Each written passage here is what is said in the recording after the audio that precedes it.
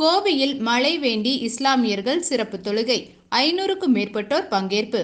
தமிழகம் முழுவதும் வெயிலின் தாக்கம் எப்போதும் இல்லாத அளவிற்கு இந்த ஆண்டு அதிகமாக காணப்படுகிறது.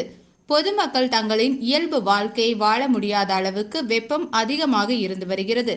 இந்த நிலையில் வெயிலின் தாக்கத்திலிருந்து மக்கள் விடுபட்டு குளிர்ச்சியான நிலைமையை இறைவன் ஏற்படுத்தி தர வேண்டும் என கோவை கரும்புக்கடை பகுதியில் மழை வேண்டி சிறப்பு தொழுகை நடைபெற்றது.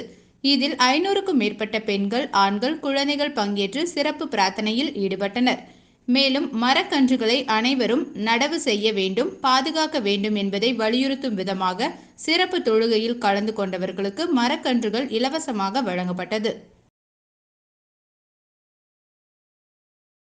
என்னோட பெயர் முகமது ரஃபி. தமிழ்நாடு முஸ்லிம் முன்னேற்ற கழகத்தினுடைய தலைமை கழக பேச்சாளர்.